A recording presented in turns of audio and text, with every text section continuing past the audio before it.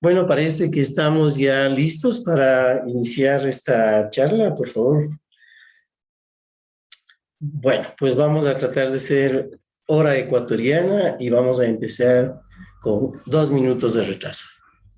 Pues empecemos. Esta charla técnica que hemos organizado es sobre el sistema de puestas a tierra y mejoramiento de suelo. La idea es poder compartir un poco con ustedes, los técnicos, quienes se han unido a esta charla, para poder dar un poco de nuestros conocimientos y de tal modo de poder hacer un mejor uso de los mejoradores de tierra para poder que la gente tenga un mejor criterio sobre lo que es sistemas de tierra. ¿Y qué es lo que buscamos cuando nosotros hacemos una malla de tierra? El esquema de la charla que vamos a tener, básicamente, tenemos una parte teórica que vamos a darlo. Vamos a indicar sobre el EQUAGEM y los electrodos pasivos, sobre la medición de la resistividad, y vamos a captar preguntas que pueden hacerlo. Por favor, cada vez que tengan, solo envíen la pregunta y alguien aquí nos va a anotar. Y al final de esta charla estaremos contestando todas estas preguntas.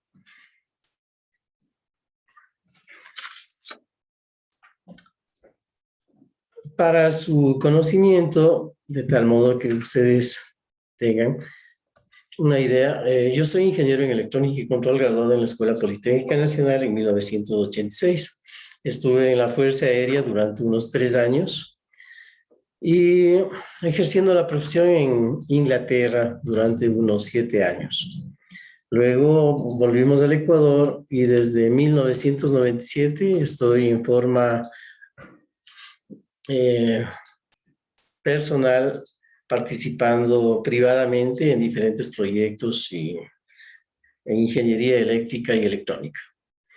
Desde hace unos 16 años me ha encantado, tuve la oportunidad de poder hacer sistemas de tierra y desde entonces hacemos investigación y estamos dedicados con bastante criterio, estamos dedicados a lo que es sistemas de tierra. Hemos cometido suficientes errores, creo yo, y por eso yo puedo decirme que ya soy un especialista de sistemas de tierra, porque sí nos hemos equivocado lo suficiente, porque cuando cometemos errores, aprendemos. ¿Por qué es importante conocer los sistemas de tierra? Los sistemas de tierra principalmente tienen que ver con la seguridad. ¿Y seguridad de quién? La seguridad de las personas. Pero falsamente a veces la gente cree que un sistema de puesta a tierra busca cuidar los equipos eléctricos, buscar la seguridad electrónica. No. Principalmente un sistema de puesta a tierra está hecho para cuidar al humano. Ese es el objetivo fundamental. Y por supuesto, como parte siguiente, cuidar el sistema eléctrico. Cuidar que no existan incendios, no existan alarmas, que el sistema funcione. En esto se ha producido una confusión de conceptos entre los ingenieros eléctricos de potencia, los ingenieros electrónicos. Ahora que está muy de moda las personas de sistemas, entonces obviamente nosotros en eso se ha producido una serie de diferencias en el concepto de puesta a tierra, y ahí es cuando es importante la presencia de estas charlas técnicas, de los cursos de sistemas de puesta a tierra, para poder pues tener un mejor criterio y avanzar en los conocimientos y obviamente técnicamente ejecutar los trabajos que nos encomiendan normalmente nuestros clientes. Entonces, la idea es unificar los criterios, que hacia eso es lo que nosotros queremos ir.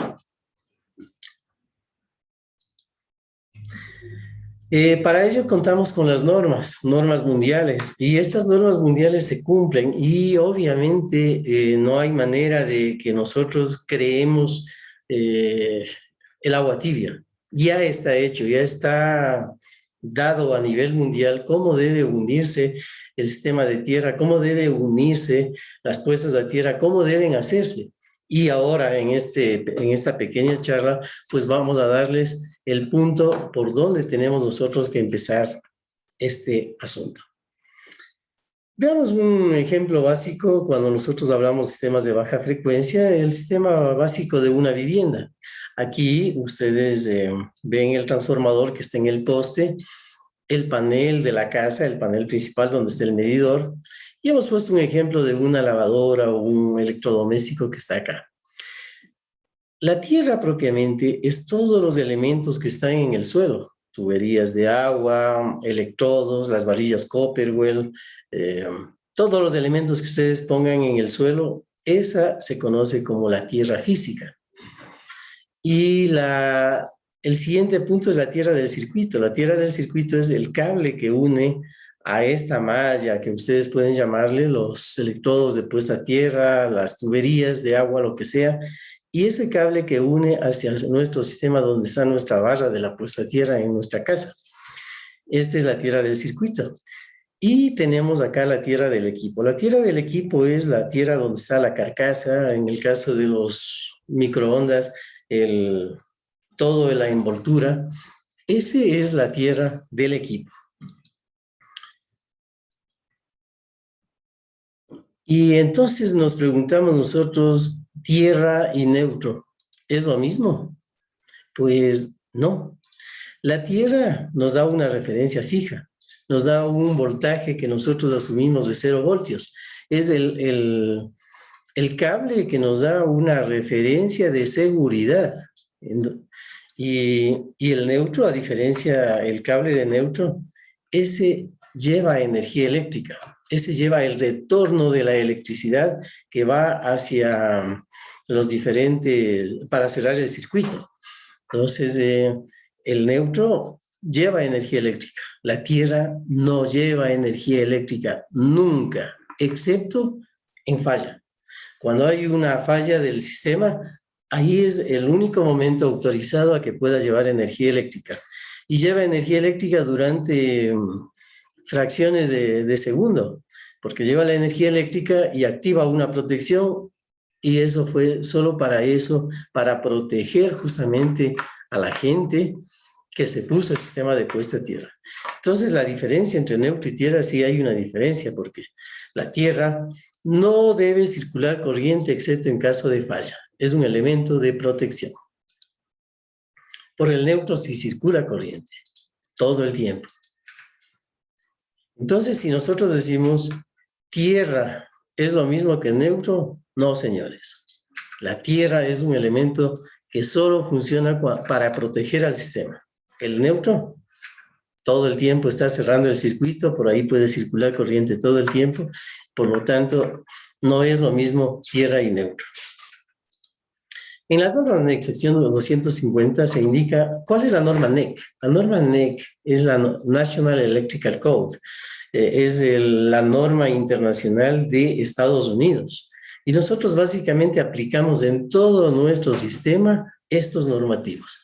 En la norma 250 indica claramente que se debe unir la tierra y el neutro en las entradas de los edificios o en los puntos de medición de los medidores.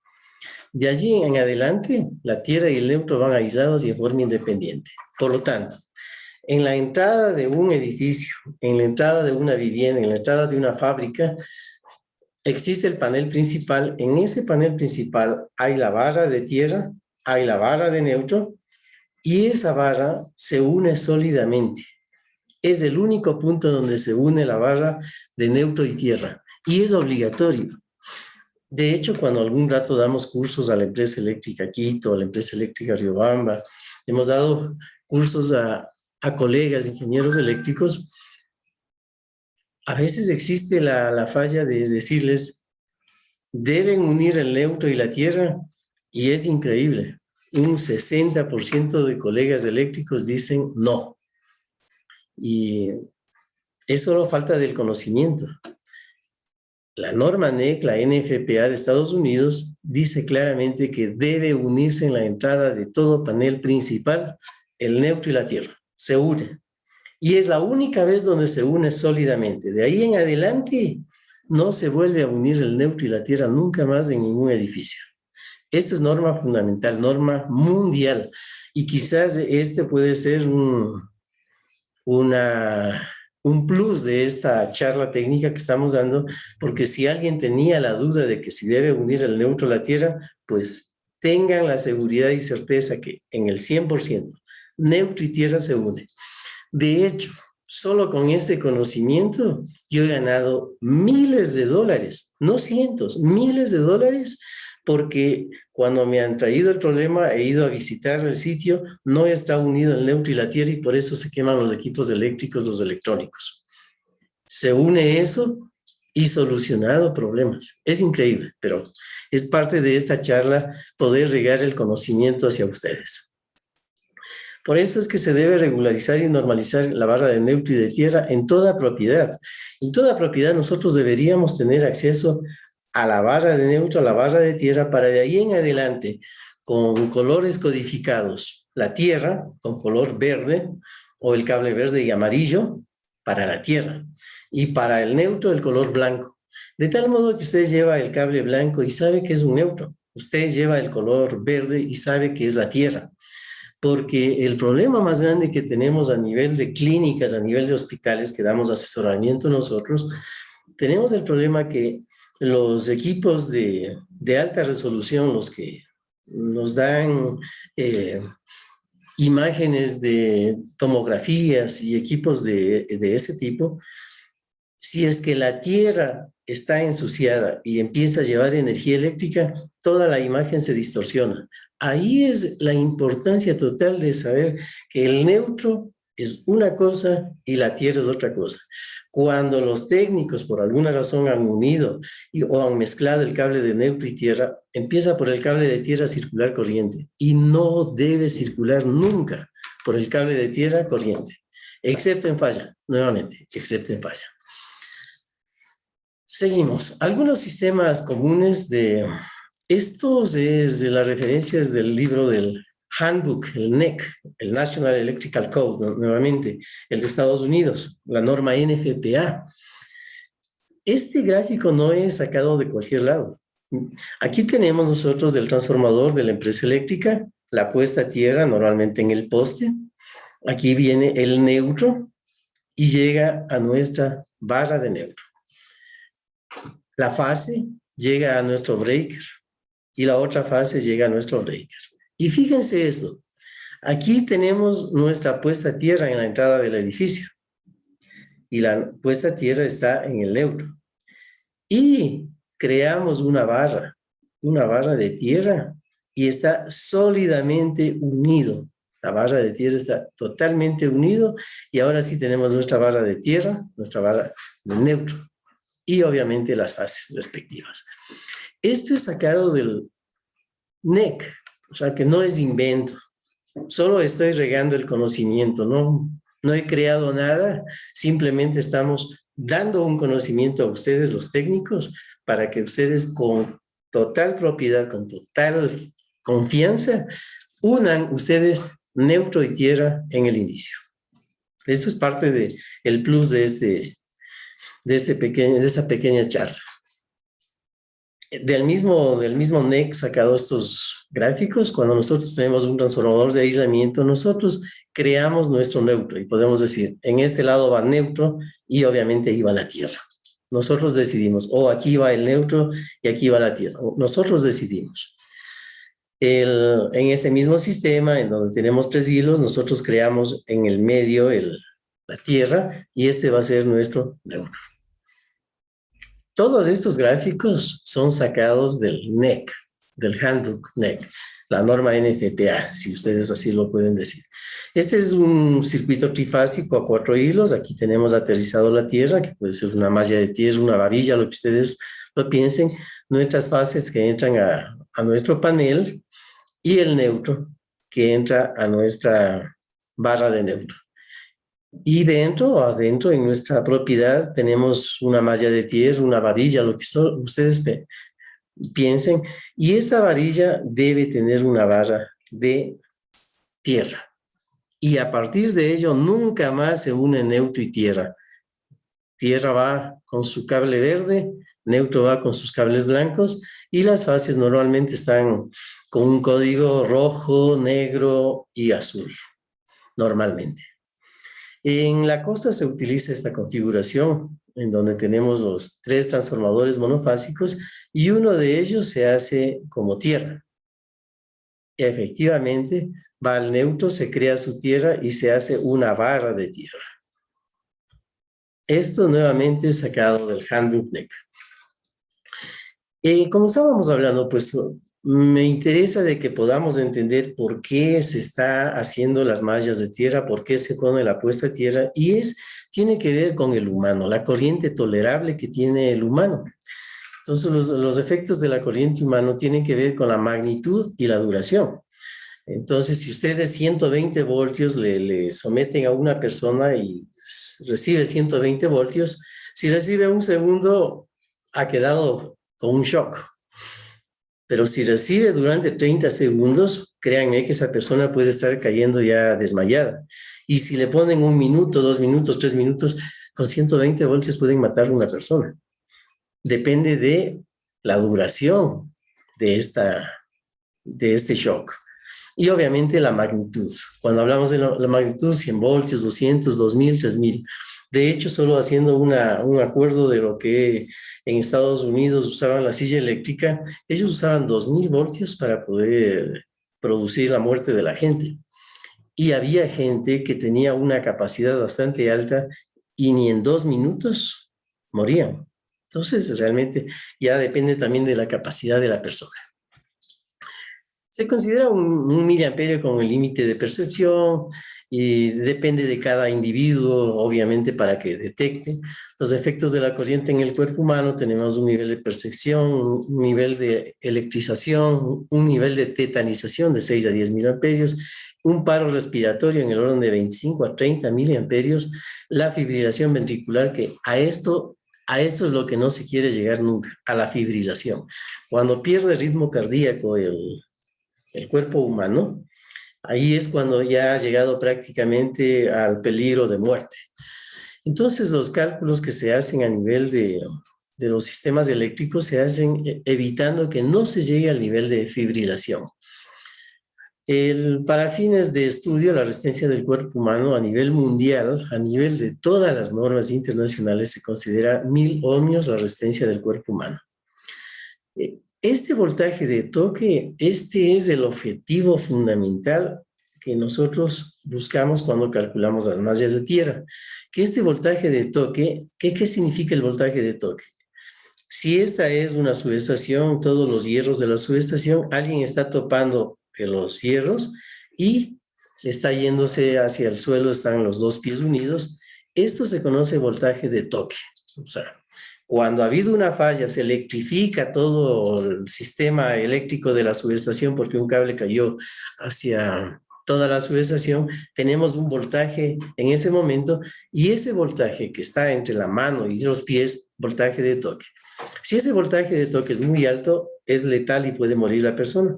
Hacia eso es lo que queremos llegar, que ese voltaje no sea letal, que sea soportable. Para eso son los estudios.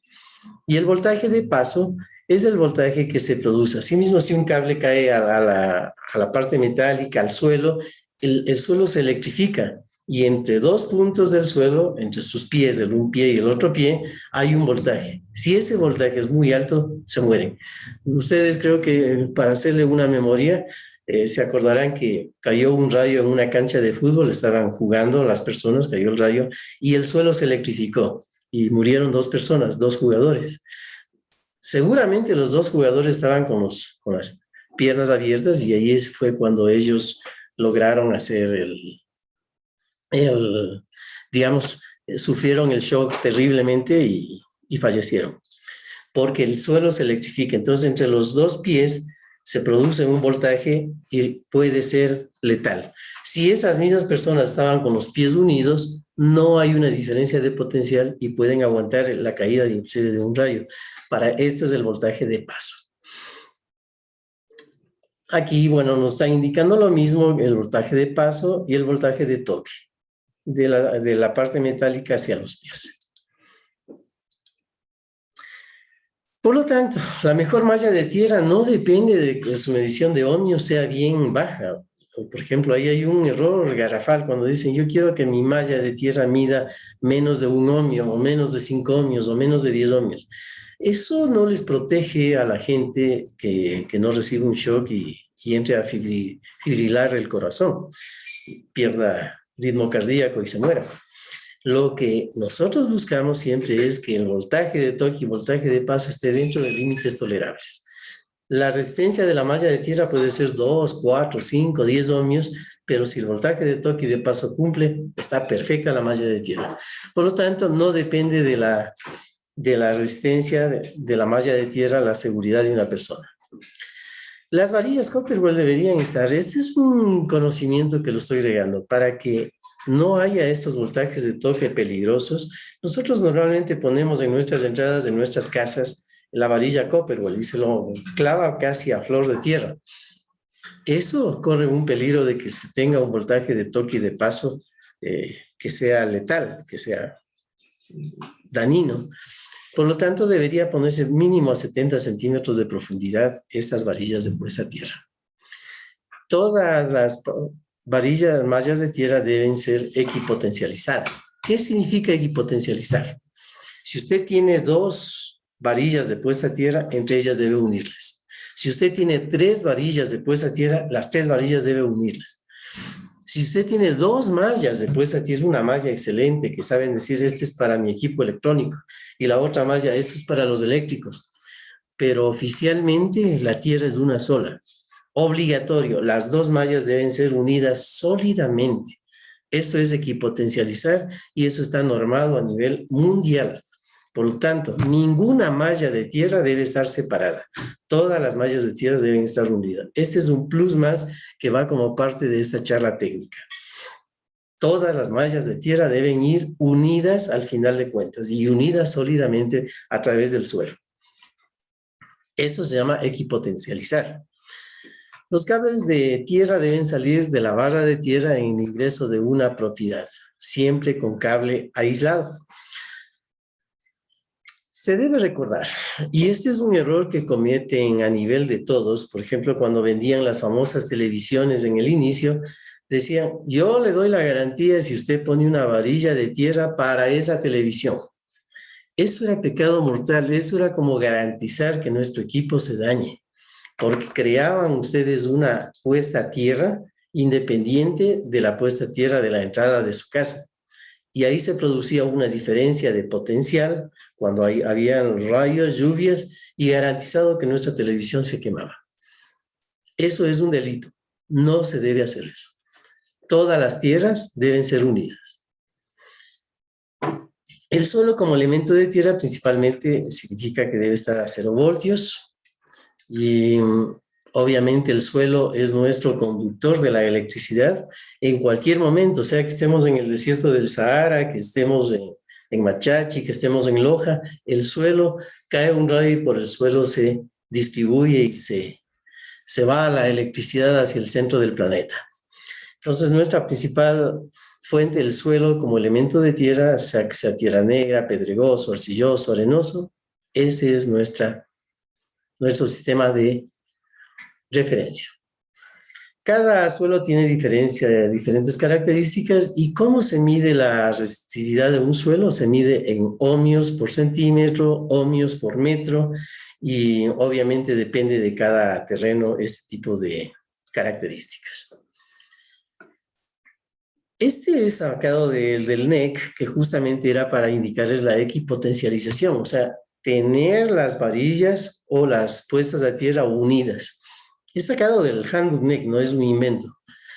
Aquí tenemos un sistema de tierra, este es el sistema de cable por televisión, y ellos en su cablecito han puesto una varilla de puesta a tierra. Y entra a nuestro equipo, a nuestra televisión, a través de su decodificador.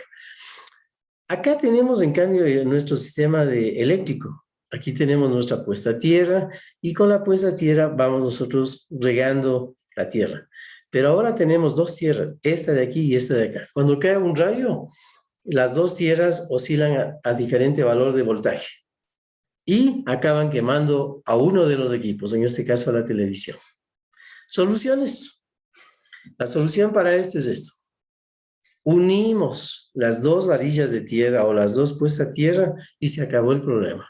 Esto es un problema que todo el tiempo está pasando en aquellos lugares en especial que dicen, es que me pidieron una tierra independiente para el centro de cómputo y otra tierra, la tierra del eléctrica.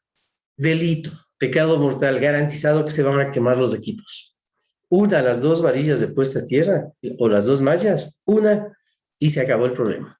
Esto está normado a nivel mundial, así que no hay nada inventado en esto. Aquí tenemos una clasificación de suelos y solo para que ustedes tengan una idea, un suelo de cultivo está en el orden de 1000 ohmios centímetro a 10.000 ohmios centímetros sus valores. Si hablamos en ohmios metro, dividimos para 100, dividimos 1000 para 100, nos queda 10. En ohmios metro está en el orden de 10 ohmios metro y 10.000 dividimos para 100, nos queda 100. Va de 10 ohmios metro a 100 ohmios metro. En ohmios centímetro, de 1000 ohmios centímetro a 10.000 ohmios centímetro. Esto vale para que tengan ustedes una idea. Y algo increíble es el concreto seco. El concreto seco está en el orden de 120.000 ohmios metro a 2 millones de ohmios metro.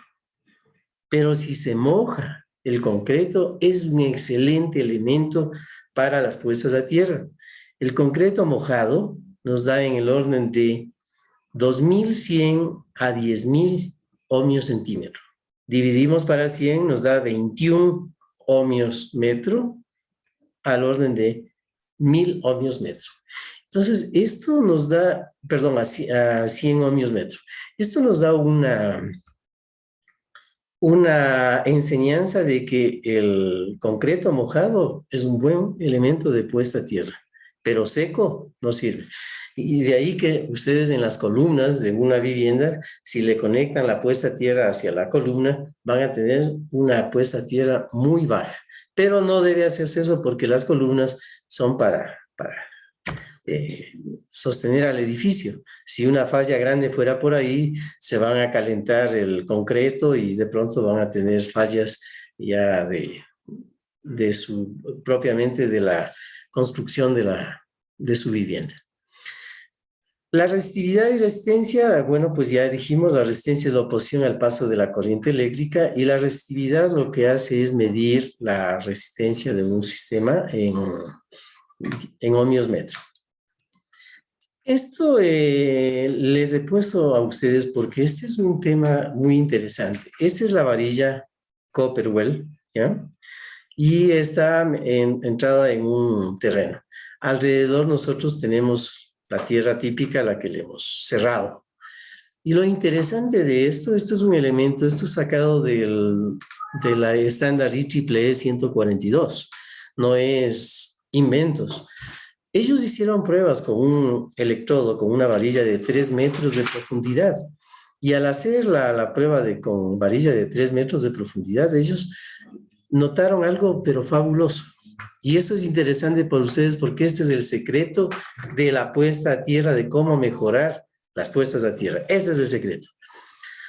A 3 centímetros de radio, o sea, 6 centímetros de diámetro de la varilla, se concentra el 25% del valor total de la resistencia del electrodo. A 6 centímetros, ¿sí? Nosotros tenemos que se está concentrando, o sea, a 12 centímetros de diámetro, tenemos el 38% de la resistencia completa.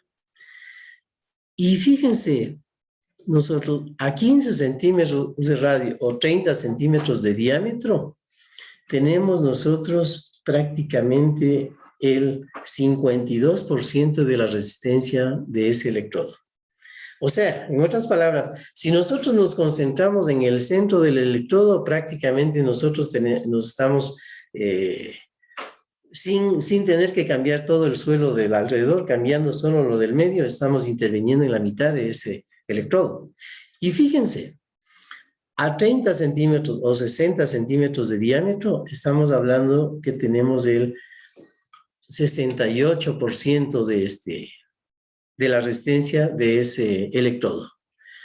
Y fíjense, para tener nosotros el 97%, debemos ir nosotros a 4.6 metros de radio, o sea que 9.2 metros de diámetro, que es una cosa gigantesca. Ahí se concentra el 92% de la resistencia. Entonces, si ustedes dicen, cambio el terreno de todito hasta llegar al 92%, es una locura. Pero si cambio en los primeros 60 centímetros, me ahorro todo, un trabajo grandote, y ahí estamos nosotros trabajando bárbaramente. Bien. ¿Cómo se mejora la resistividad del suelo? Tenemos con aspectos electroquímicos, dependiendo de la porosidad, dependiendo de la humedad, del contenido mineral, de la temperatura, de la compactación, de la granulometría que tiene el suelo. Aquí nosotros estamos hablando de estos gráficos. Este gráfico aquí nos indica, este es el contenido de sal. ¿Qué pasa si a un terreno le ponemos sal? La sal, el cloruro de sodio, la sal normal, sal en grano. Miren, el valor, tenemos un valor en el orden de 120 ohmios metro, inicialmente, sin que haya nada de sal, y solo poniendo el 1% de sal, está bajando al 50%. Y si ponemos el 2%, sigue bajando. Puede llegar que cuando ponemos el 10% de sal, estamos casi llegando a que sea un elemento conductor. De hecho, nosotros vamos a pasarle unos ejemplos que hicimos con tierra negra. Pusimos tierra negra y le pusimos 2 cucharadas de sal. 2 cucharadas de sal, o sea, cumpliendo el 1%, y bajamos la resistencia la resistividad de ese terreno de 90 ohmios metro, bajamos a 3 ohmios metro. Es increíble. La sal tiene un poder bárbaro para poder mejorar la tierra, pero no es recomendable ni debe hacerse. Es antitécnico en el sentido de que daña todo lo que esté debajo de eso. La puesta a tierra suya le va a corroer bárbaramente y va a llegar un momento en donde no va a quedar nada de esa tierra en pocos años. Por eso no debe utilizarse la sal. Pero van los elementos. Y una cosa importante es el agua. Por ejemplo, si nosotros mojamos, la resistividad del terreno va bajando conforme nosotros pongamos agua. Va a llegar un momento en donde, si tenemos inmerso en agua prácticamente lodo, hemos bajado la resistividad de ese terreno ampliamente. Entonces son métodos para poder bajar la resistividad de un terreno, para poder hacer una buena malla a tierra. Y el otro es la temperatura. Probablemente esto debe ser nuevo para ustedes. La temperatura en un terreno que tiene 100 ohmios metro a 10 grados centígrados, eso a 0 grados centígrados se eleva, pero gigantescamente. Aquí tenemos nosotros el elemento. A 0 grados centígrados tenemos unos 120 ohmios metro. Y a 5 grados bajo cero, sube, pero de una manera increíble. En este caso está subiendo en el orden de 700 ohmios metro. 7 veces su valor de resistencia sube cada vez que está más frío. Por eso, trabajar en sitios donde tenemos nosotros temperaturas bajas, como las montañas, realmente es un reto si es que ustedes necesitan bajar la resistencia de puesta a tierra, porque el frío no ayuda, y ahí sí hay que hacer verdaderos milagros para tratar de bajar la puesta a tierra. Cuando tenemos temperaturas más altas, el terreno va bajando su resistencia, su resistividad. Entonces, este gráfico era muy importante para hacer. Esto es lo mismo que habíamos analizado hace un ratito, cuando está seco y cuando está húmedo un terreno. Y el asfalto, fíjese, el asfalto es una cosa interesante. El asfalto nos da en el orden de 2 millones de ohmios en seco, de 2 millones a 30 millones de ohmios metro. Y en mojado, miren, baja a 10.000 ohmios metro a 6 millones de ohmios metro. Y nuevamente nosotros estábamos hablando del concreto. El concreto en seco es un muy buen aislante. Está en el orden de 1 millón de ohmios, fíjense. Y mojado, efectivamente baja de 21 ohmios metro a 100 ohmios metros. Súper conductivo. Vale la pena que ustedes tengan ese punto de vista. Entonces, ¿cómo se mejora la resistividad del suelo? Uso de sal efectivo, pero corroe todo. No se debe usar. Y si ustedes están usando un elemento que está usando sal, realmente es antitécnico, no debe hacerse eso. De hecho, nosotros detectamos en algunos de estos productos que venden para mejorar la tierra, tienen sal dentro de esos productos. Entonces, ya es cuestión de uno ver lo que debemos usar. El uso de la ventanita es un excelente producto que su resistividad baja a 250 ohmios centímetros cuando está con un 300% de humedad. Es un mal conductor cuando está seco, por lo tanto esta ventanita es bueno utilizarla cuando tenemos terrenos húmedos, pero cuando son terrenos desérticos como la mitad del mundo, Lazo, Loja, etcétera, hay que hacer un equilibrio y decir, bueno, ahí va a secarse. Para pasar la prueba sí va a funcionar, porque va a estar mojado, ustedes lo van a mojar y todo. Pero a sabiendas de que una vez que se seque, es como no haber puesto nada, absolutamente. También otra manera de mejorar la tierra es con los electrodos químicos, electrodos activos. Son muy buenos, ponen unos electrolitos en el centro del tubo y baja la puesta a tierra, pero bárbaramente. La desventaja es que hay que estar haciendo mantenimiento cada 6 meses y si no lo hacen es como no haber puesto nada tampoco. No soy yo muy partidario de eso, justamente por la falta de capacidad de nosotros en poder cuidar y tener un buen sistema de puesta a tierra. Otra manera es rellenar los materiales, cambiar la tierra, carbón mineral, carbón vegetal, ceniza, tierra negra, o sea, son otros métodos que nosotros podemos hacer. Y los electrodos encapsulados en concreto también bajan la resistencia. O sea, si ustedes hacen columnas de concreto, columnas como decir una columna de concreto normal, ustedes van a tener una resistencia de puesta a tierra baja, suficientemente baja. Es otro de los métodos que se utilizan para poder bajar la resistencia de puesta a tierra.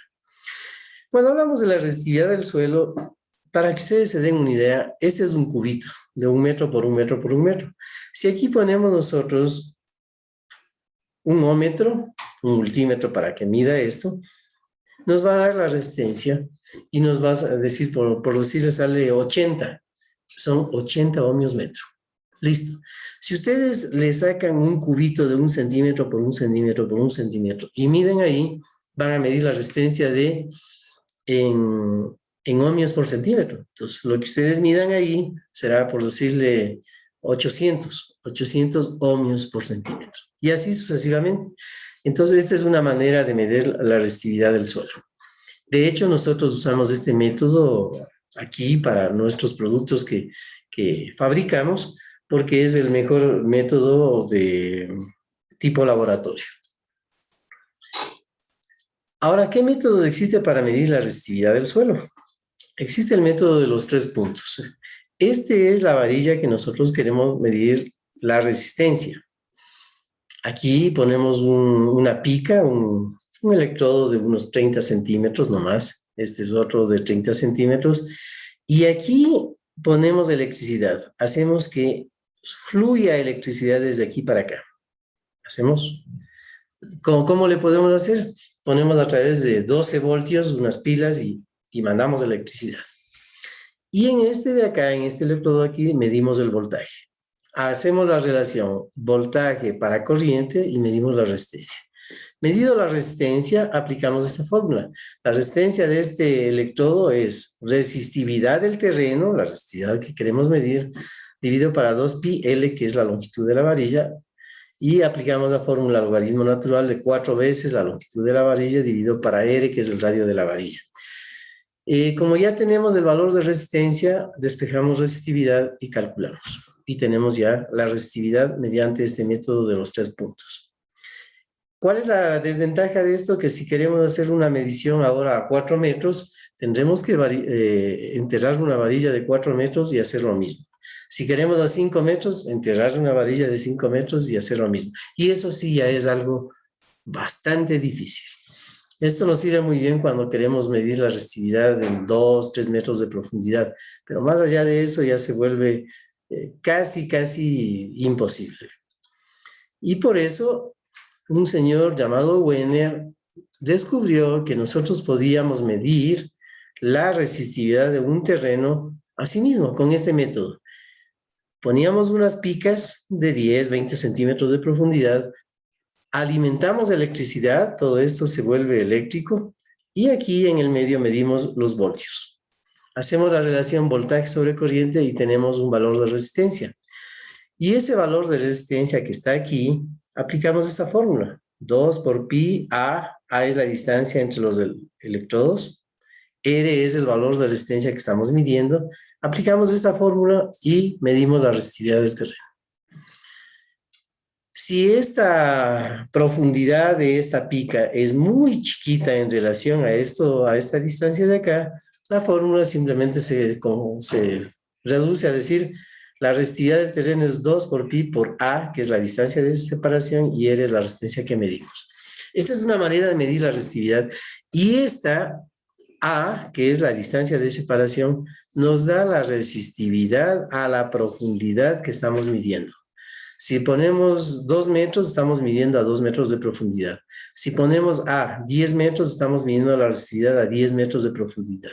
Si ponemos este a 20 metros, estamos midiendo a 20 metros de profundidad. Y esto sí ya es algo práctico, y poder hacerlo eso realmente nos ayuda, por lo menos a los ingenieros, en el sentido de que podemos medir una resistencia a 10, 20 metros de profundidad, y eso es mediante este método.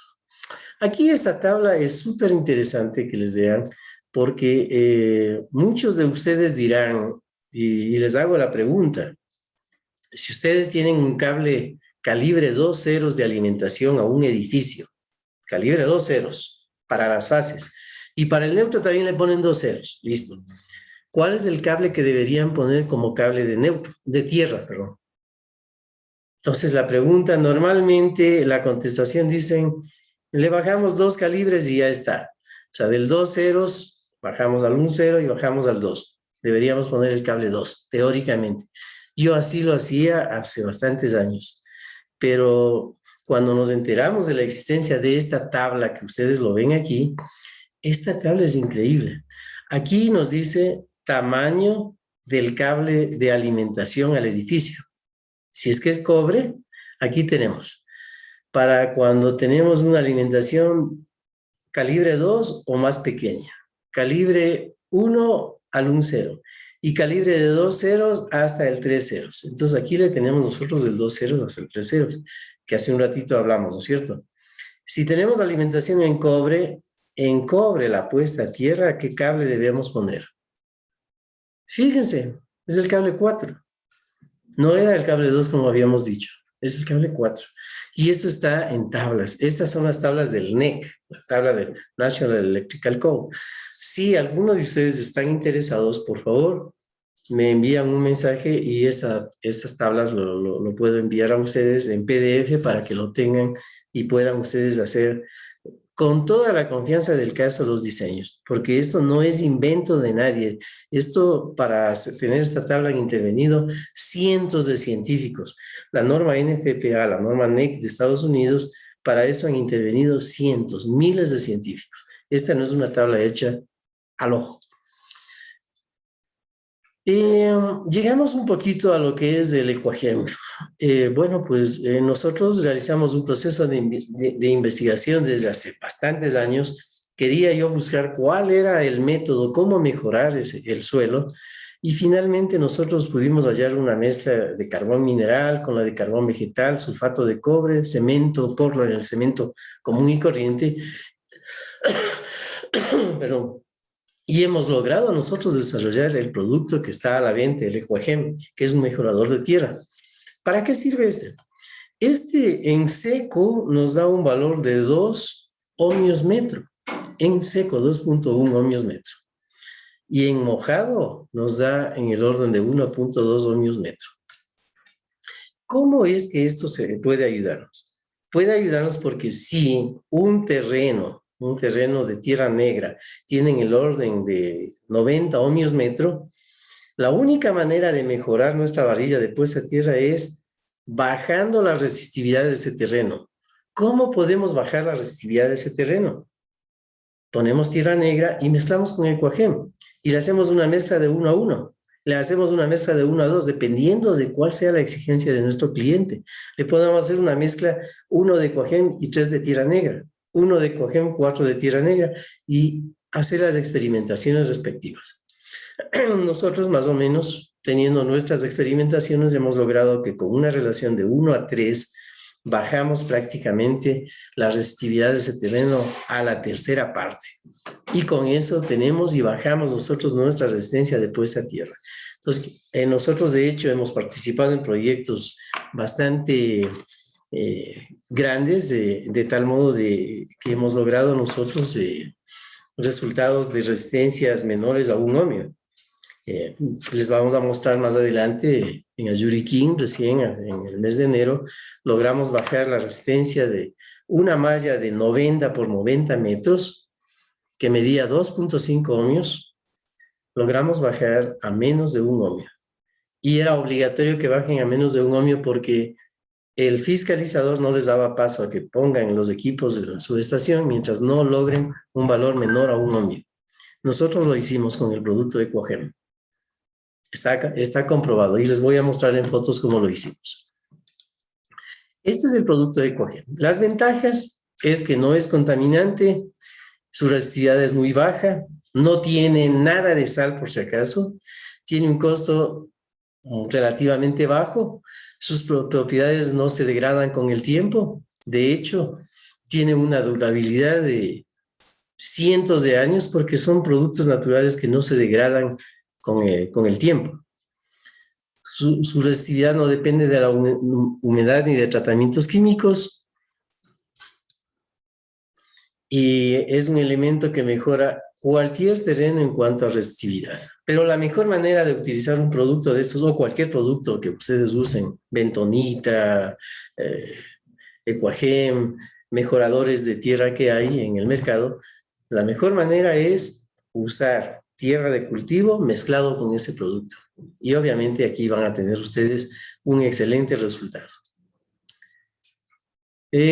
Recomendaciones.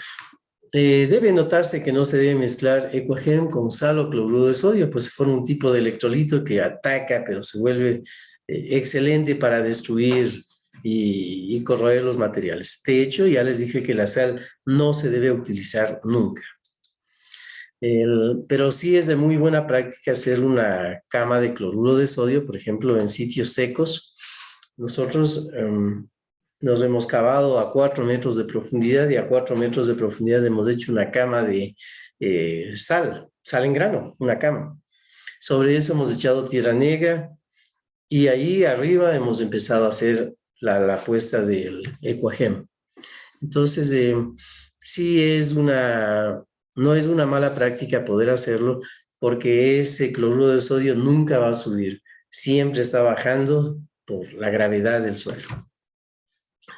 El baño de cobre que tienen las varillas Copperwell, cuyo objetivo es que duren más años, o sea, realmente es algo interesante porque cuando a veces la gente dice, me engañaron, me han dado una varilla solo bañada en cobre. No, las varillas son hechas con baño de cobre. ¿Por qué es el baño de cobre? Porque es el elemento que más aguanta a la corrosión.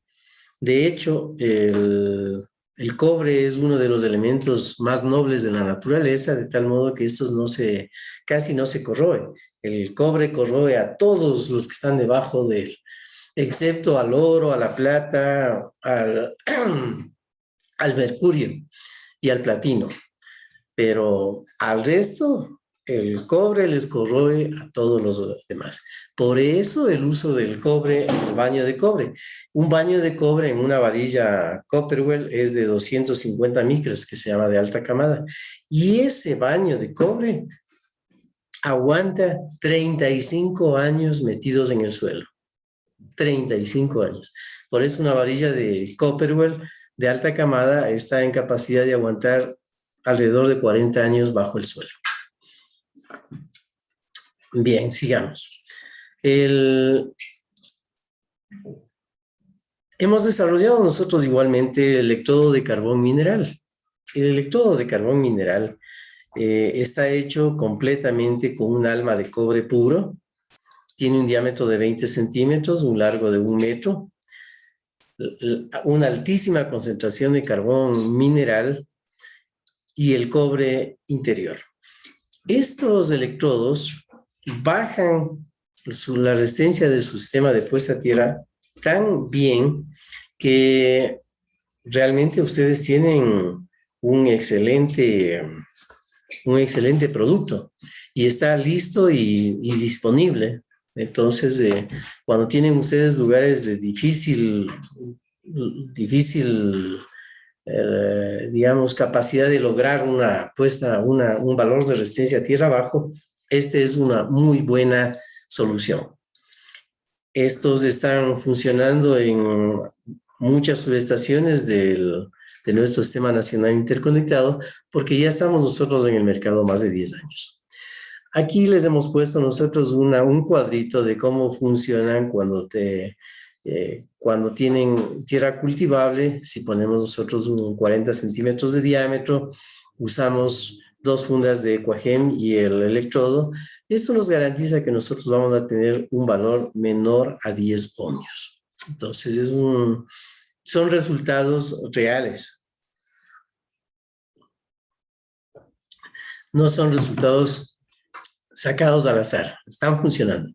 Cuando tenemos un sistema semiárido con 60 centímetros de diámetro que hagamos, ponemos el electrodo en el centro y con 10 bolsas de Equagem podemos tener buenos resultados, un valor menor a 15 ohmios. Y cuando es un sistema árido, como en el sector de la mitad del mundo, por ejemplo, ahí sí necesitamos hacer un hueco de 100 centímetros de diámetro y por lo menos 20 bolsas de Equagem. Con eso vamos a lograr un valor de 15 ohmios. Si no lo hacen así, es imposible que logren un valor bajo en esos sectores en donde hay sitios desérticos.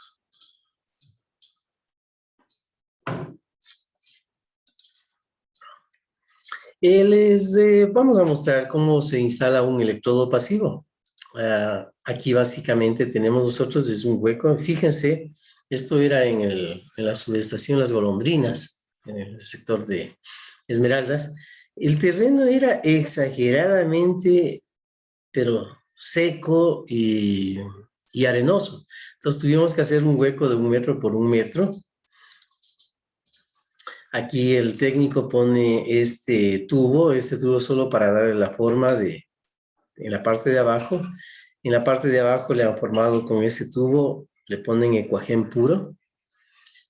Y aquí entra nuestro electrodo. Le hacen bajar al electrodo, entra hasta ahí, se asienta. Y esta es la malla que teníamos en la subestación. Aquí está el electrodo. Y alrededor empezamos nosotros a poner, aquí se hace una mezcla de tierra negra con Equagem. Entonces, en este caso se le hizo lo más concentrado que podíamos para que no salga muy caro y seguíamos rellenando. Pudimos seguir rellenando y el resultado al final fue que bajó la resistencia de esta subestación de 5 ohmios a 3.5 ohmios. Pedían 4 ohmios, era suficiente y lo logramos. Bueno, esto es lo que nosotros podemos decirles respecto a lo que es los sistemas de puesta a tierra. El, es la parte teórica que nosotros les hemos dado y espero que les sirva, digamos, en los diferentes trabajos, aquellos que están inmersos en sistemas de puesta a tierra, en cómo mejorarlo, cómo hacerlo. En unos minutos más les vamos a mostrar algunas pruebas que hemos hecho nosotros en vivo con la tierra, cuánto mide, la tierra cuando le ponemos sal, cómo nos queda y de tal modo de poder darles a conocer de buena manera lo que tenemos. Vamos a hacer un intermedio de 2 minutos y continuamos. ¿Listo? Muchísimas gracias.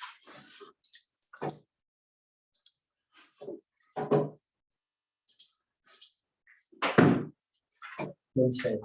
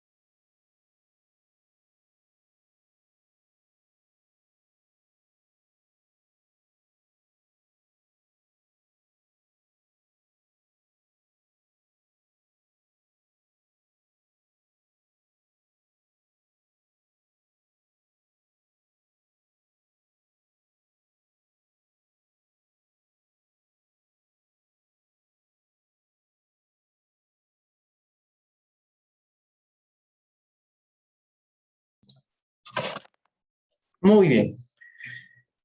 Listo, reiniciamos nuevamente esta charla y realmente me ha parecido interesante. Hay una serie de preguntas y vamos a contestarlas, digamos, las que podamos contestarlas de la mejor manera para que poder satisfacer la inquietud de los participantes. Dice, muchas veces se observa en las instalaciones de los tomacorrientes que hacen un puente que une la tierra con el neutro. Pregunta el señor Galo Ortega. Efectivamente, señores, de hecho, inclusive mi persona, hace unos buenos 20 años, hacía eso. Yo a mis electricistas les decía, unan la tierra con el neutro. Pero eso es un pecado mortal realmente. Desafortunadamente teníamos muy poca instrucción y cuando ya aprendimos, nos dimos cuenta que eso es un delito. No se debe hacer nunca. O sea, acuérdense que en la charla les dije que neutro es neutro, tierra es tierra. Por lo tanto, solo en el panel principal ustedes tendrán una barra de neutro y tendrán una barra de tierra. Solo ahí unen los dos puntos. Luego de eso no unen nunca más, porque si ustedes unen en otros puntos el neutro y la tierra, acaban teniendo un solo neutro. La tierra ya no existe y se acabó. Y ahí es donde empiezan los problemas de que los equipos empiezan a dañarse porque obviamente al equipo le está entrando neutro, le está entrando tierra y se acabó toda la organización que estamos buscando. Nunca se debe unir neutro y tierra después del panel principal. Y leo una de acá. ¿No lo veo? ¿Qué distancia mínima debe haber entre varillas de tierra o mallas de tierra para equipotencializar? A ver, le vamos a leer en voz alta, por favor. Le lee. ¿Qué distancia mínima debe haber entre varillas de tierra o mallas de tierra para poder equipotencializar? Ya, bueno, esto tiene digamos, no dos preguntas, sino dos puntos. La distancia para hacer una malla de tierra entre varillas, cuando ustedes tienen las varillas de tierra, la distancia mínima es 2 veces la longitud de la varilla para hacer su malla de tierra. Entonces, hablemos que tenemos una varilla de 1,80 m. La mínima distancia de separación entre ellas debe ser 3,60 m. Si lo hacen a 4 metros está bien, si lo hacen a 5 metros está muy bien. Se le saca el máximo provecho cuando están más de 2 veces la longitud. No está mal si es que lo ponen a 1 metro de distancia, una varilla de 1,80 m y otra varilla de 1,80 m. No está mal en el sentido de que no funcione. Funciona, pero están desperdiciando ustedes los recursos económicos y los recursos técnicos, porque 2 varillas de 1,80 m a 1 metro de distancia tiene menos efectividad que las mismas 2 varillas a 4 metros o 3,50 m de distancia. Les da mejores resultados. Entonces, si ustedes tienen mejores resultados a más distancia, resulta tonto ponerles cerca sabiendo que no tiene la efectividad válida. Más o menos, una varilla Copperwell de 1,80 m, ustedes le ponen las dos casi juntas, es como tener una varilla. Si esa misma varilla Copperwell le separan las dos medio metro, es como tener una varilla y 1/4. Si le separan ustedes 3 metros, es como tener una varilla y el 80% de otra varilla. Pero si les separan 3,50 o 4 metros, tienen 2 varillas. Entonces, esa es la efectividad que deben hacer. Equipotencializar significa unir las mallas de tierra. De hecho, nosotros sí nos hemos topado con mallas de tierra que han estado a 80 metros de distancia. En especial hablamos en lugares donde hay viviendas. Cuando hay viviendas, entonces sale de un lado, tenemos una malla de tierra, un bloque de vivienda acá y otro bloque de vivienda acá. Entonces, una malla de tierra de aquí, una malla de tierra y a 80 metros de distancia. Por ejemplo, ahí no es práctico llevar y unirnos un cable de tierra y equipotencializar eso. Eso ya no es práctico. Lo que hacemos nosotros ahí es a esta malla de tierra unir al panel principal y unir neutro y tierra. Y listo, y este es un mundo aparte. Y este bloque de acá es otro mundo aparte. Su tierra y unimos en el panel principal. Pero si ustedes se atreven a unir, a compartir la energía eléctrica de este bloque con este bloque de alguna manera, entonces ahí sí deben unir las mallas de tierra. Pero si este bloque se mantiene como independiente, no hace falta unir las mallas de tierra. Eso es importante que ustedes lo entiendan, y obviamente no es una cosa que uno aprende en 10 minutos, en 1 hora. Son los años de práctica que nos van dando, pero cada sistema de tierra va funcionando en cada recinto, en cada bloque. Eso es una puesta a tierra, este otro bloque es otra puesta a tierra. Pero si ustedes lo hacen, por ejemplo, hablemos de una fábrica. En una fábrica tenemos el bloque, el galpón 1, el galpón 2, el galpón 3. Pero esa fábrica sí está compartiendo la parte eléctrica de un bloque con el otro galpón, con el otro galpón. Ahí sí, todas las mallas de tierra tienen ustedes que interconectar absolutamente, porque eso sí es un todo, y ahí no pueden ustedes independizar que el galpón 1 sea independiente, porque nunca sucede. Siempre va a suceder que de aquí se llevan para acá un cable, el otro, o sea, es una sola mezcolanza, por lo tanto, la malla que hayan hecho en el galpón 1, en el galpón 2 y en el galpón 3, tienen que ser interconectadas y con cable sólido, con cable 2 ceros, 3 ceros o 4 ceros. ¿Sí? Contestada la pregunta. Dice aquí,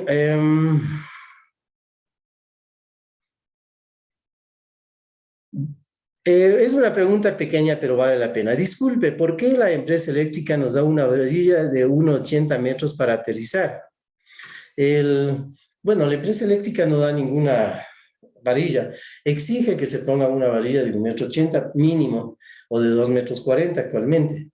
La idea es de que mientras más profundo tenga una varilla en nuestro medio, en Ecuador, tenemos nosotros una puesta a tierra más baja.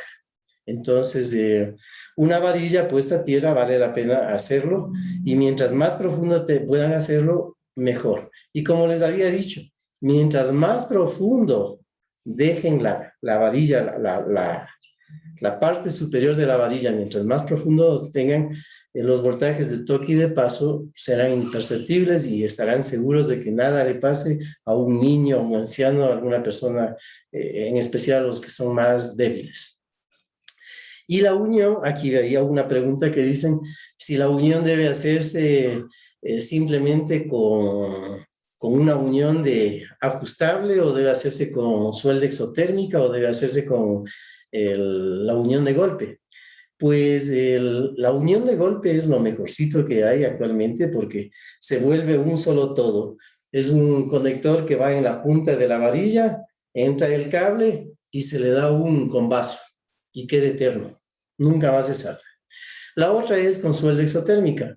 La suelda exotérmica, como mal dicha suelda Cadwell, que Cadwell es una marca, entonces existen algunas marcas, Cadwell, Maxwell, existe Fastwell, de hecho existe un sinnúmero de marcas, y todas son sueldas exotérmicas. ¿Qué es la suelda exotérmica? Es una especie de pólvora, alcanza 1500 grados centígrados, se funde completamente con el cobre y es un buen sistema de puesta a tierra.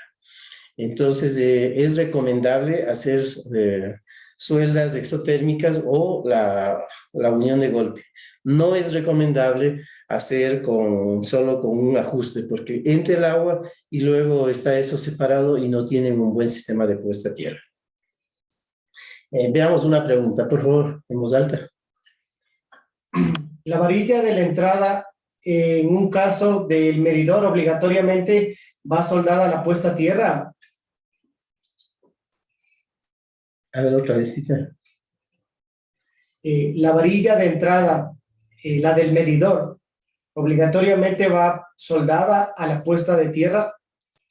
Ya, creo que contesté anteriormente la pregunta y es que lo mejor es que sea una soldadura exotérmica eh, o un conector de golpe, como les había dicho. Sí. Veamos acá, tenemos algunas preguntas que, vamos, dice, ¿la malla del pararrayo se debe conectar a la malla del edificio? Es una pregunta súper interesante esta que hacen, porque, como les había dicho, si hacen 2, 3, 4, 5 mallas de puesta a tierra, todas deben ser equipotencializadas. Equipotencializado significa unidas, unidas todas las mallas de tierra. Entonces, sí, deben unirse todas las mallas de tierra sólidamente. Eso es una norma internacional. No debe dejarse separada la malla de tierra. La malla de tierra del pararrayos, la malla de tierra electrónica, la malla de tierra de eléctrica, todas deben ser unidas porque todo es un solo todo. Más o menos para que ustedes lo capten, yo así lo he llegado a entender. Tenemos una malla de tierra, 2 mallas de tierra, 3 mallas de tierra. Si ustedes le dejan solas, cuando cae un rayo en el suelo se desequilibra. Entonces, la una malla sube, por decirle, 500 voltios, la otra malla sube 800 y la otra malla sube 1200. Entonces, cada malla tiene un diferente voltaje al que sube. Sube momentáneamente, o sea, milésimas de segundo, ¿no? Pero eso es suficiente para dañar nuestros equipos. Entonces, equipotencializar significa unir a todas esas como boyas, le une, y cuando cae un rayo, todas suben igualito, suben y bajan. Es la mejor manera y yo así lo he entendido de la manera más fácil, equipotencializar un sistema de puestas a tierra. Deben ser unidas siempre. Una siguiente pregunta, por favor. Ya. En los transformadores de la red pública se conecta la tierra con el neutro en los bornes. ¿Será recomendado técnicamente esto? Es una pregunta excelente. De hecho, a nivel mundial, no solo a nivel mundial, sino a nivel, digamos, de Ecuador, a nivel de Sudamérica, la puesta a tierra en el poste se le pone con una o dos varillas Copperwell y baja y se une. Esa tierra está unida al neutro. Entonces ya tiene la unión de neutro. Y ese neutro entra a nuestra red aérea pública y ese es el neutro corrido que se llama. Entonces está unido neutro, tierra, con la tierra que está en el suelo. Y a su vez llega el cable donde ustedes, en donde está el neutro, a su casa, y ahí les exigen una varilla de tierra. Y es lo que les decía, se vuelve otro mundo la casa. Creamos una tierra, el neutro que viene, creamos la barra de neutro, creamos la barra de tierra, a las dos les unimos y tienen ustedes cable de tierra, cable de neutro. Y cada uno, de ahí en adelante, van todos aislados y separados. Entonces, se une siempre, obligatoriamente, así no quieran, está unido neutro y tierra en el transformador, en la cámara de transformación. Y obviamente en sus casas ahora saben ustedes que es obligatorio unir neutro y tierra. Y después del panel principal, prohibido unir el neutro y prohibido unir la tierra. Todos los cables deben ser aislados. Ya no se acepta que los cables vayan desnudos. Los cables no pueden ir desnudos después de su panel principal. Después de su panel principal deben ir todos los cables aislados. Neutro, tierra, fases, obviamente. ¿Sí? Contestado. Veamos, aquí tenemos algunas preguntas. Dice...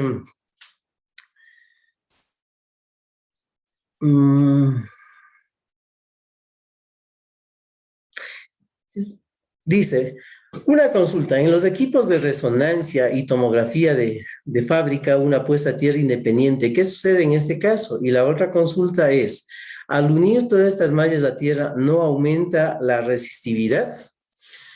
Bueno, nosotros nos topamos muy frecuente en las clínicas de que ellos exigen una malla de puesta a tierra para los tomógrafos. De hecho, en la clínica Axis, en el Hospital de los Valles, ellos tienen tomógrafos que valen $1,500,000. Y la exigencia de los proveedores de esos equipos les dicen, quiero una malla de puesta a tierra menor a 1 ohmio y, más que eso, quiero que esa malla de puesta a tierra sea independiente. Ellos se dan el lujo de pedir eso. ¿Por qué? Porque entra la energía eléctrica al tomógrafo y entra a través de un transformador de aislamiento. Entonces, en el un lado tiene conexión delta, en el otro tiene conexión Y. Como los transformadores separan eléctricamente el sistema, prácticamente ellos ya no tienen la misma tierra que tenían en la entrada del edificio. Ahora tienen una tierra que ustedes pueden decidir que sea independiente.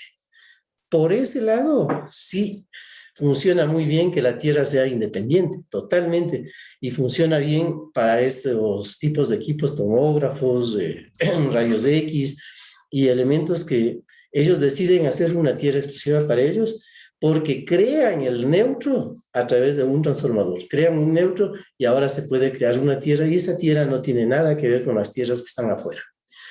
Pero si es parte de la tierra de afuera, no tiene ningún inconveniente porque está saliendo del corazón de las tierras fundamental, un cable aislado que es la tierra y se va hasta nuestro equipo tomógrafo y funciona muy bien. La otra pregunta era si es que la resistividad puede, digamos, si eso no aumenta la resistividad al unir las puestas a tierra. No, porque es el efecto como poner una resistencia. Si usted pone una resistencia de 1 ohmio y pone en paralelo otra resistencia de 100 ohmios, de 100, fíjese, 100 con 1, se unen las dos y el valor, ¿cuánto les da? Menor a 1 siempre. Menor al menor valor. Si es 1 ohmio, el valor entre 1 y 100 probablemente sea 0,95 ohmios. Entonces, nunca es más arriba. Cualquier cosa que ustedes vayan poniendo unido a la malla de tierra, siempre van a tener una malla más baja. De hecho, en Ayuriquín, nuestra malla de tierra que hicimos nos dio 0,96 ohmios. Y cuando nos unimos a la tierra de Ayuriquín, que era 2,5, entonces el paralelo entre 2,5 ohmios con 0,96 que sacamos, tenía que darnos menos que 0,96. Y de hecho nos dio como 0,85 ohmios. Entonces, contestada la pregunta, no se preocupen, mientras más varillas pongan, mientras más puestas a tierra pongan, más bajo va a ser siempre la resistencia o de ese sistema. No resistividad, sino resistencia, ¿no? Por si acaso. Veamos otra pregunta, por favor, si nos lee. ¿Se puede realizar cambio de suelo para reducir la resistividad del suelo? Esta pregunta está contestada en la charla que les di. Cuando estamos hablando de un electrodo, digamos de una varilla de puesta a tierra, si nosotros cambiamos el contorno de alrededor de todo eso, estamos nosotros como cambiando el suelo. Si cambiamos el suelo total, el 100% se concentraba en alrededor de los 9 metros de diámetro. Entonces, ustedes hagan un queso de 9 metros de diámetro, sacan toda esa tierra y ponen tierra negra. Ustedes tienen el 100% de efectividad con ese cambio. Pero para ser nosotros más eficientes, no le vamos a cambiar a todo ese queso de 9 metros de diámetro. Vamos a cambiar solo a los 60 centímetros de diámetro. Y estamos interviniendo en el 62%, 68% de esa tierra. En el 68% interviniendo en los 60 centímetros. Entonces cambian ustedes la tierra del medio, ponen tierra negra o ponen tierra de cultivo o ponen tierra negra mezclado con Ecogen y están obteniendo unos resultados excelentes. O sea, se debe cambiar y esa es una manera de cambiar. No necesitan cambiar toda la piscina donde va a ir la malla de tierra, pero sí cambiar los sitios donde van a estar las varillas Copperwood. Cambian todo eso como cavar un poste, toda esa tierra, si es que es tierra amarilla, tierra arena, botan y ponen tierra negra. Con tierra negra están logrando un excelente resultado. Si a esa tierra negra le mezclan en relación de 3:1 con Ecogen, logran resultados espectaculares de bajar la puesta a tierra. Sigamos con otra pregunta, por favor. ¿Cómo debe ser el procedimiento del mantenimiento de un electrodo activo? Ya, cuando estamos hablando de electrodos activos, estos electrodos activos obligatoriamente vienen con un electrolito. Este electrolito se mezcla con agua, ciertas sales y se vierte en el medio del electrodo que les venden. Estos son los electrodos activos. Por eso se llama activos, porque justamente es un electrolito que le activa y se produce una especie de pila tipo Faraday. Entonces, perdón, galvánico, tipo galvánico. Entonces, esto nos baja la resistencia horrorosamente, funciona muy bien, es excelente la aplicación. La única pena de esos es que cada 6 meses tienen que hacer ese procedimiento. De hecho, Porta utilizaba en todas sus estaciones los electrodos activos, pero se dieron cuenta que el mantenimiento de eso no era estable. Y eso que Porta tiene, bueno, ahora es claro, ¿no? Tiene un buen dinero disponible, pero pese a eso, optaron por ya no poner eso y más bien están con el asunto de poner las puestas a tierra mejorando el suelo. Es la mejor opción para eso. Contestado. El nombre también darán para poder decir quién es el que dice. Ok, el señor Irving Ponce dice, con el método de Weiner, ¿a qué distancia es recomendable hacer la medición de la resistividad y si es necesario hacer la misma prueba para todo el terreno? Este es una pregunta bastante interesante en el sentido de que cuando nosotros hacemos las mediciones de puestas a tierra para, digamos, las mediciones de la resistividad de un terreno para hacer una subestación, obviamente una subestación está en el orden de 100 metros por 100 metros. Entonces, tenemos que ver la resistividad que tiene en todos los puntos posibles y sacamos un algoritmo y logramos sacar una resistividad promedio de todo ese terreno. Pero si nosotros tenemos un terreno para un edificio, para una fábrica, realmente no hace falta. Solo hace falta medir la resistividad en el sitio donde vamos a poner el transformador, en un área de 5 o 6 metros, y solo hacerle la medición suficiente a 3 metros. ¿Para qué medir a 10 metros de profundidad si jamás vamos a llegar con las varillas a esa profundidad? Con que hagamos a 2, 3 metros de profundidad, más que suficiente. No sé, con eso creo que queda contestada la pregunta. Por favor, ¿alguna otra pregunta?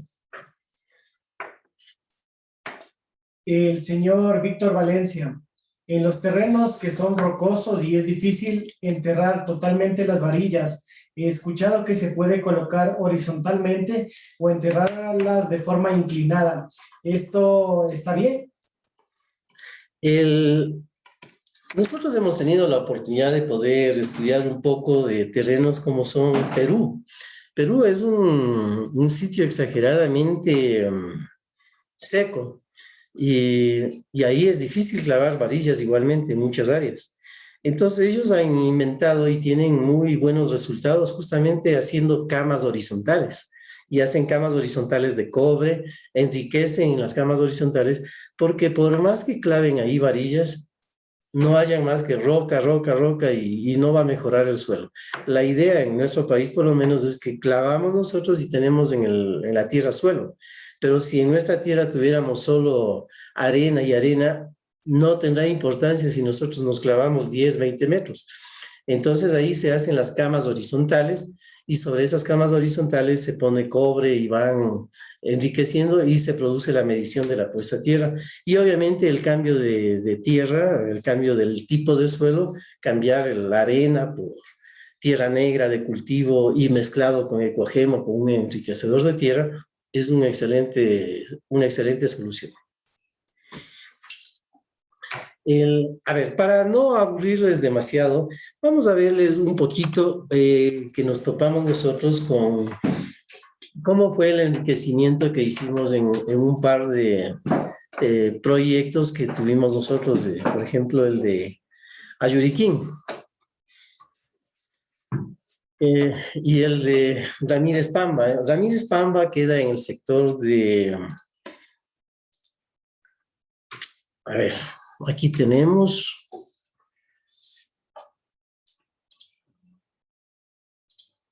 ahora les mostramos.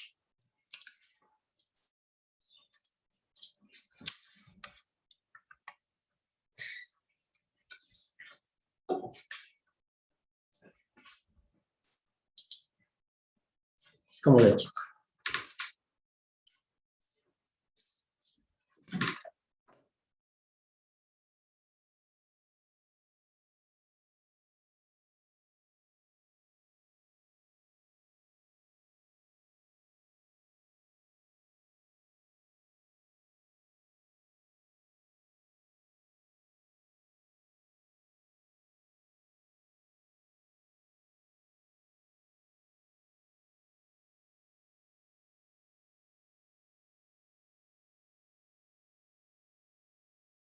En Ramírez Pamba, ¿sí? Y vamos a ver el tipo de terreno con el que nos topamos. Era un terreno realmente seco, totalmente, fíjense. Veamos estas fotos. Miren el terreno cómo era. En ese terreno nos tocó trabajar y obviamente aquí tenemos una roca, es donde encuentran oro en esos sectores, en el sector de Zaruma. Esta era la estación de CNT. Y sobre 5 por 5 metros nos exigieron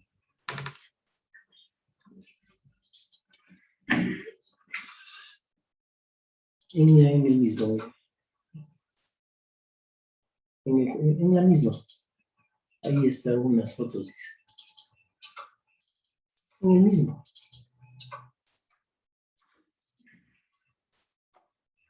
Mira, presentación. Es. Ahí. La charla. Y ahí está. Eso. Ya. Entonces, fíjense el terreno que tenemos nosotros. Es un terreno exageradamente seco, ¿sí? Sobre este terreno, nosotros para poder lograr los objetivos deseados, tuvimos nosotros que pedir que se haga unos huecos, aquí están estos huecos, de 1 metro por 1 metro y de 4 metros de profundidad. Esta es la estación, ¿sí? Como podemos ir viendo. Hacer esto es realmente exageradamente tedioso porque no era tan simple.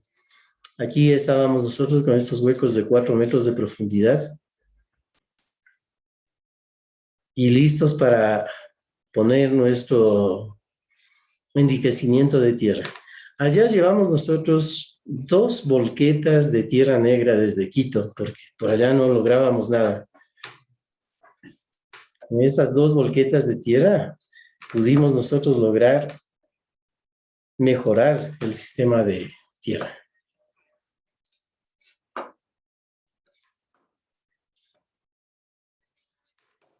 La mezcla que hicimos era con el Ecuagen. Hicimos una mezcla casi pura de 2-1. Con eso logramos nosotros avanzar de una manera a resultados totalmente aceptables. ¿Qué nos pedían ellos? Nos pedían un valor mínimo de 3 ohmios. Miren cómo era el suelo. Un suelo, pero bastante terrible, bastante malo.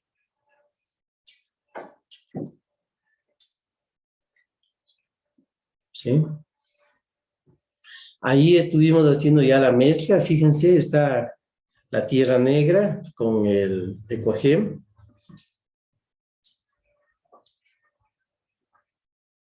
¿Sí? Suelas exotérmicas que tuvimos que hacer para la malla. Y nos estaban vigilando los de CNT porque ellos querían ver cómo funciona el sistema.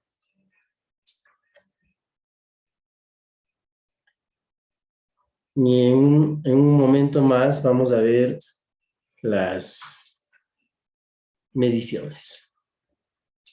El resultado final.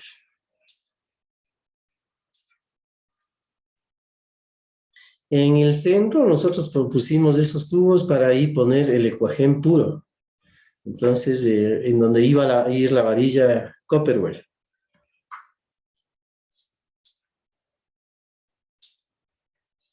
Así es como se iba mezclando, fíjense, la tierra negra con el Equagem y nos daba esa coloración simpática. Ahí poníamos el Equagem puro a manera lodosa.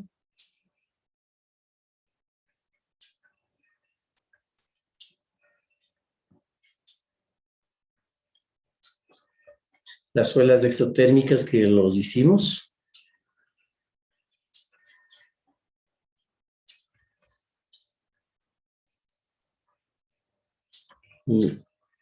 Y ahí tenemos una de las mediciones, 3.71 ohmios.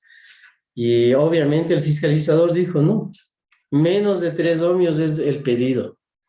Tuvimos que esforzarnos más, cambiar un poco más el suelo, poner Equagem puro más.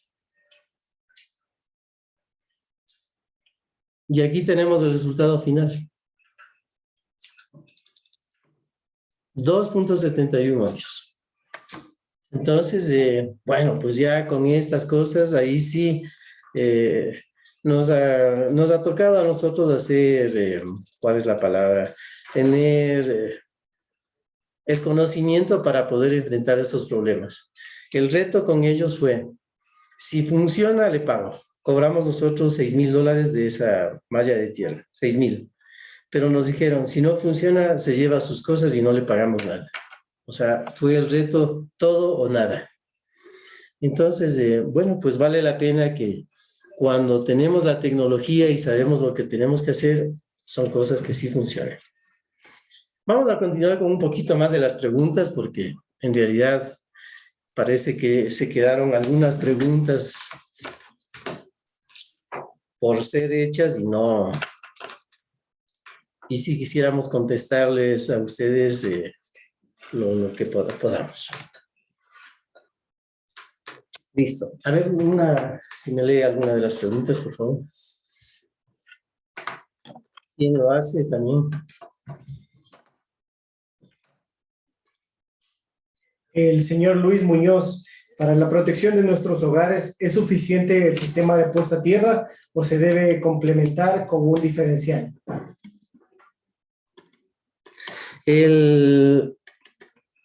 Interesante la pregunta porque sí, la verdad es que nos ponen con ideas. Para conocimiento de quienes no le mueven mucho lo que es un diferencial, el diferencial lo que es básicamente un breaker en donde pasa por el diferencial, por esta especie de breaker, pasa la corriente y si lo que entra sale, ese diferencial está funcionando bien.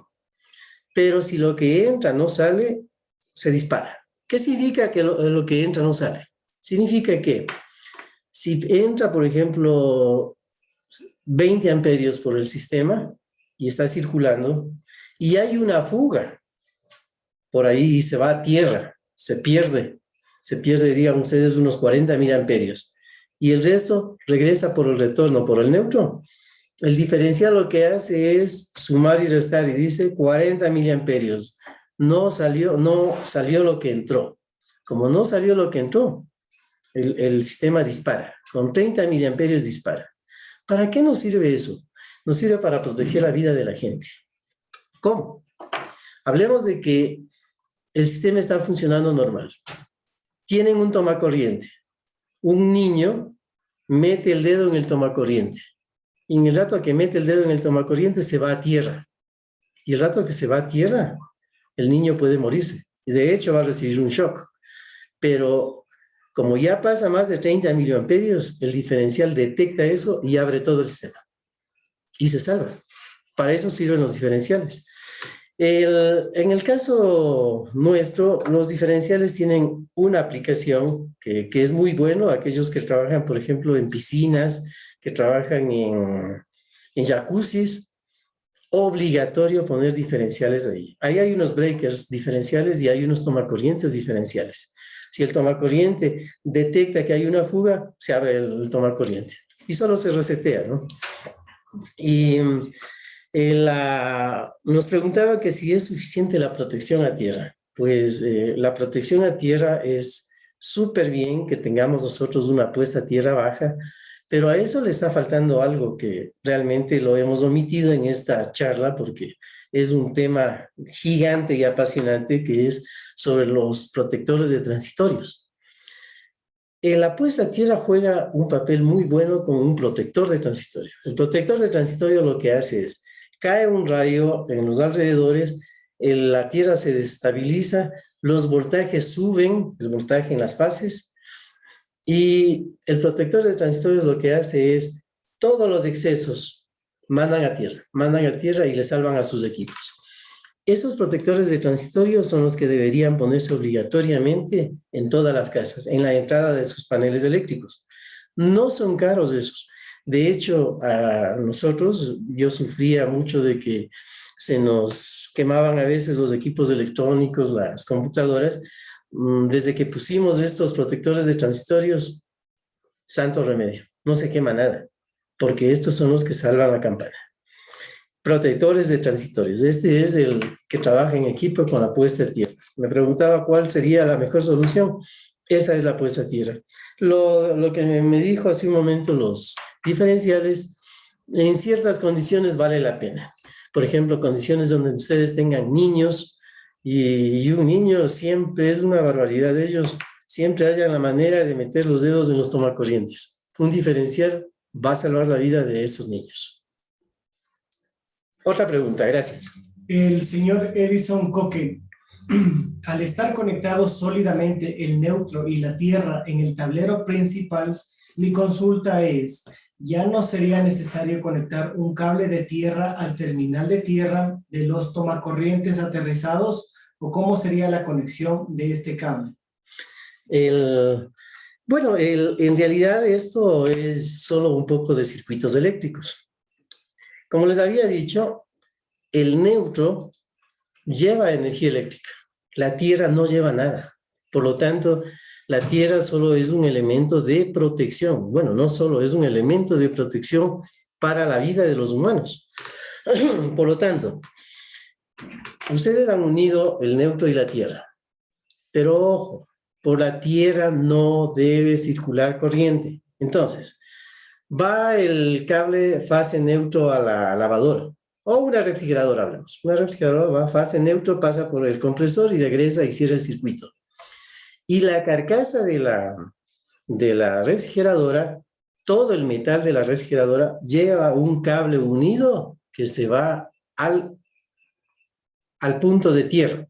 Y tomando en cuenta que en el panel está su barra de tierra, su barra de neutro y están unidos los dos. Pero por ese cable de tierra no está circulando nada de corriente, absolutamente nada, excepto cuando falle. Entonces la fase cae a la carcasa, por alguna razón se peló el cable y cae a la carcasa. ¿Qué va a pasar? En el momento en que cae a la carcasa, cierra el circuito a través del cable de tierra que ustedes tienen y se produce un cortocircuito. Ese cortocircuito activa la protección y se apaga la refrigeradora. Pero el neutro, ese circulaba corriente.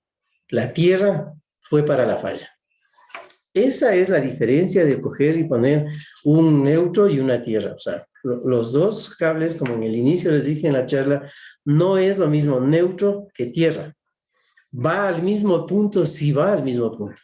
Pero el uno lleva energía eléctrica, el neutro, y la tierra no lleva energía eléctrica nunca, excepto en falla, para proteger la vida de la gente. Ahí funciona. Gracias. Sigamos. El señor Ronald Romero, ¿el cable de bajada del pararrayos puede tener contacto con el techo metálico? Sí, no. Ya.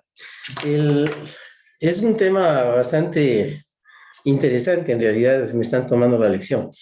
Efectivamente, cuando ustedes bajan el cable del pararrayos, este cable debe ir lo más directamente posible a tierra, al suelo, a donde ustedes deseen enviar. Por ejemplo, no es una buena práctica que el cable de tierra, el cable del pararrayos, pase por tuberías eléctricas. Se dé una vuelta por acá para no dañar la estética y llega y se da. El rayo en realidad no entiende de estas curvas. El, el rayo lo que busca es disipar lo más rectamente posible que pueda. Y de ahí que se pide que las curvas no sean curvas a 90 grados, sino curvas en el orden hasta de 45 grados y con curvas grandes. Y va pasando.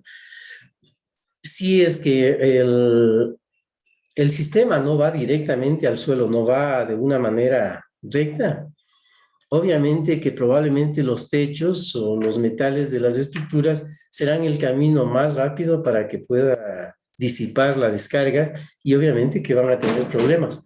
De ahí la importancia de que del pararrayo salga directamente lo más recto a tierra. De hecho, cuando nosotros instalamos pararrayos, ponemos el mástil tiene sus templadores y nosotros a través de los templadores le hacemos ir a una esquina y por la esquina baja directamente al suelo.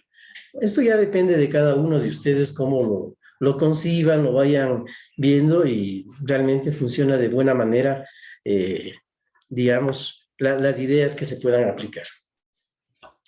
Listo. ¿Alguna otra?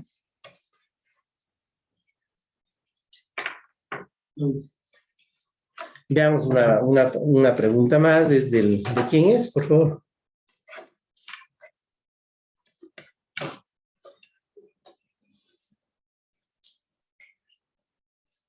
Del señor David Llerena. Del señor Llerena, ¿ya?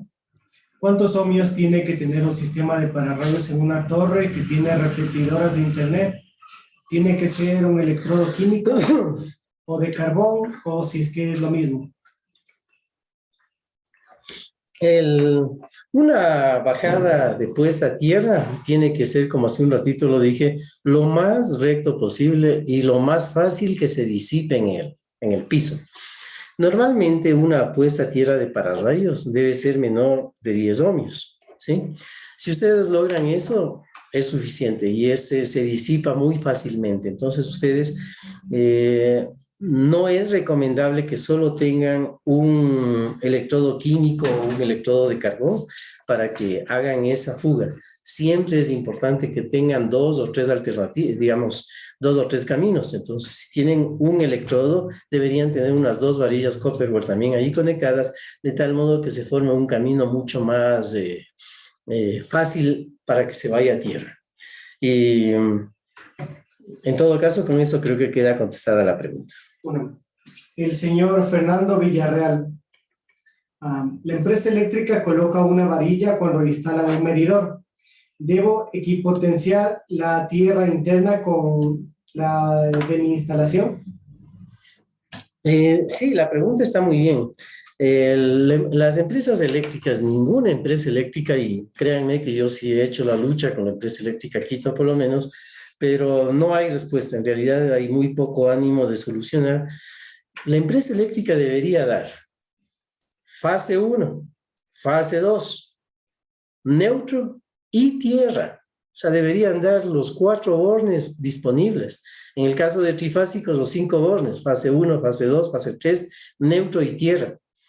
Pero la empresa eléctrica lo que usa es la tierra de ellos para su medidor.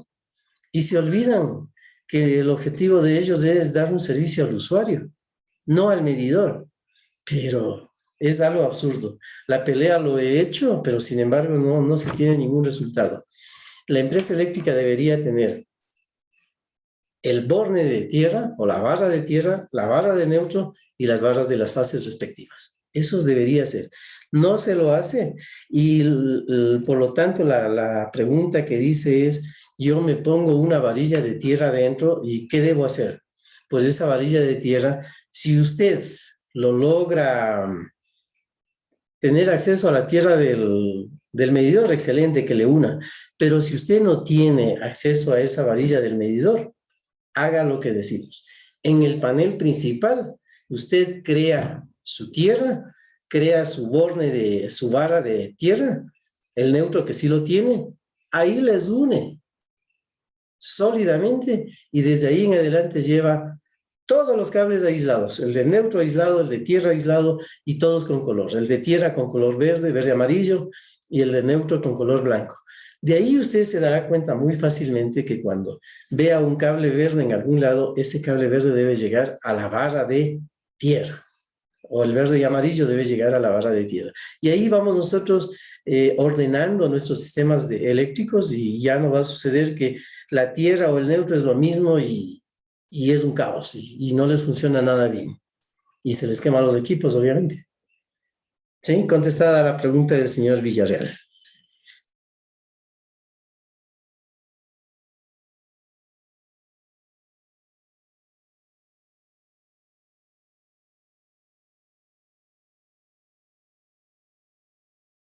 Una, dos.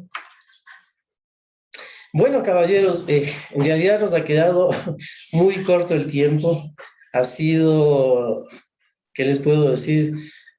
Un gusto compartir los conocimientos que la vida me ha dado la oportunidad de tenerlos, y también un gusto compartir, porque si no compartimos lo que hemos aprendido, no tiene razón en la vida. Para mí es un gusto haberles compartido lo poco que puedo darles. A mí me gustaría compartirles mucho más, pero probablemente en el curso de tierras que vamos a dar ya formalmente, pues ahí estaremos mucho más claros, ahí daremos con toda la tranquilidad del caso, con pruebas de laboratorio, de tal modo de que sea un curso instructivo de sistemas de tierra.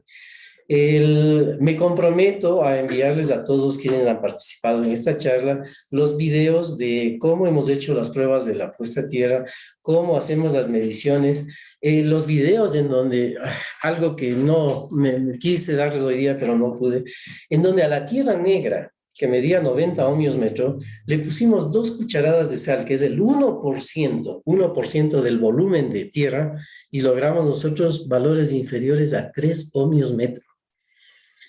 También pudimos nosotros, y eso me comprometo a enviarles en el video, los materiales que ustedes compran, esos productos de color blanco que dicen que es bentonita, pero encontramos, y les vamos a mandar los videos, encontramos sal en grano. Les cernimos y hallamos sal en grano. Les cernimos y hallamos sales tipo azúcar.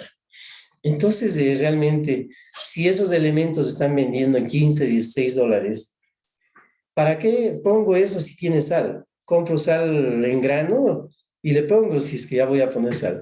Con tierra negra baja increíblemente. Entonces, bueno, eso me hubiera gustado dar, no hemos podido, pero lo vamos a hacer. Les agradezco mucho la presencia de ustedes y realmente ha sido un honor estar con ustedes. Gracias a todos.